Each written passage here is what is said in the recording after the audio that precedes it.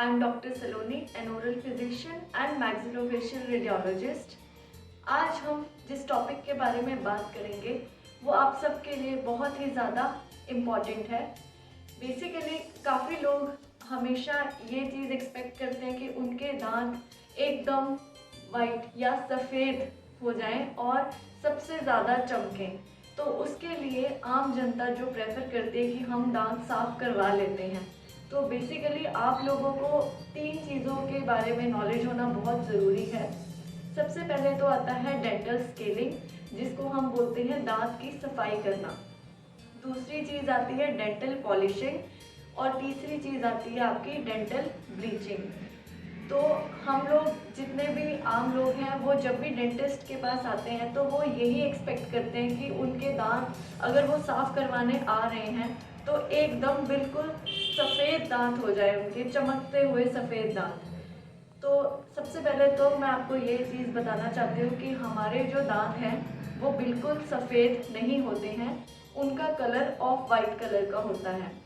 And number 2, जो dental scaling है उसके अंदर बेसिकली होता क्या है, आपके दांतों पर जो परत जमी होती है उसको हम प्लाक बोलते हैं। ये 2 तरह की होती है। एक होते हैं आपके सॉफ्ट डिपॉजिट्स। सॉफ्ट डिपॉजिट्स वो होते हैं जो आपकी प्लाक हो गई, ठीक है, और हार्ड डिपॉजिट्स जैसे कि टार्टार। तो हम उन सॉफ्ट और हार्ड डिपॉजिट्स को क्लीन करते हैं। ये 2 तरीके से क्लीन होती है। पहले के टाइम पे हम हैंड इंस्ट्रूमेंट्स यूज़ करते थे और आजकल पीजो इलेक्ट्रिक इंस्ट्रूमेंट्स आ रहे हैं जिसको हम मैकेनिकल क्लीनिंग बोलते हैं, और अल्ट्रासोनिक स्केलर्स उसके अंदर आते हैं, विच इज़ वेरी गुड। और ये आपके ओरल हेल्थ के लिए भी बेनिफिशियल होता है बिकॉज इसमें ज़्यादा wear and tear of gingiva नहीं होता, आपका मसूड़ा एकदम स्वस्थ रहता है। लेकिन अब पेशेंट्स जब यहाँ पर आते हैं तो उनके जो दांत हैं बेसिकली उनकी कंप्लेंट यही रहती है कि हम डॉक्टर के पास गए थे अपनी सफाई करवाने, लेकिन हमारे दांतों में झंझनाहट होनी शुरू हो गई उसके बाद, या हमारे दांत ढीले पड़ गए हैं।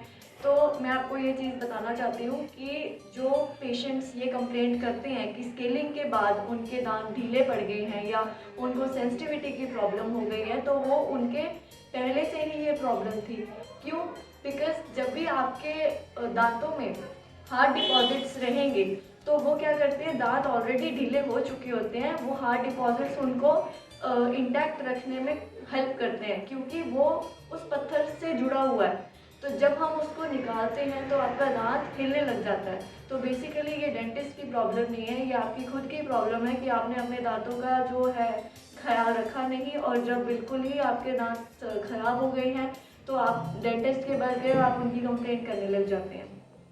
तो इस चीज़ को आप समझिए। और जो सेंसिटिविटी की प्रॉब्लम है वो आपकी आफ्टर स्केलिंग 1 to 2 डेज होती है, लेकिन उसके बाद इट विल नॉर्मलाइज, वो अपने आप ठीक हो जाती है। But it doesn't mean that after scaling आपके दांत हिलने लग जाएंगे या आपको सेंसिटिविटी होगी। वो आपको पहले से ही है प्रॉब्लम, जिसकी वजह से आप बाद में इस चीज़ को कंप्लेंट करते हैं कि हमारे दांत ऐसे हो गए। तो डेंटल स्केलिंग यानी आपका दांत साफ करवाना, उसमें सिर्फ यही चीज़ आती है कि हम आपके दांतों में जो भी परत जमी हुई है, चाहे वो सॉफ्ट डिपॉजिट्स के फॉर्म में है चाहे वो हार्ड डिपॉजिट्स के फॉर्म में, हम उसको रिमूव करते हैं। उसके बाद आता है नंबर 2 पे डेंटल पॉलिशिंग। अब पॉलिशिंग क्या है? जैसे हमने एक बार दांत साफ कर देते हैं आपके, उसके बाद हम क्या करते हैं, उस सतह को स्मूथ करते हैं। स्मूथ इन द सेंस, जैसे अगर कोई जगह खुरदरी होगी तो उसके ऊपर जैसे बारिश के बाद वो एल्गी या फिर काई जमने की टेंडेंसी ज़्यादा होती है, वैसे ही जब हम स्केलिंग करते हैं तो उसके बाद हमको उसके ऊपर polishing with the help of the buffing agent हम उसको बफ करते हैं रबर कप से।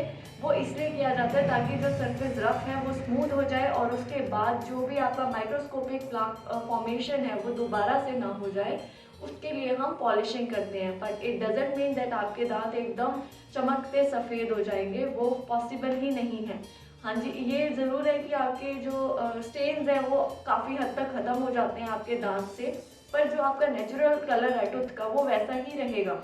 और नंबर 3 आती है कि आप डेंटल ब्लीचिंग।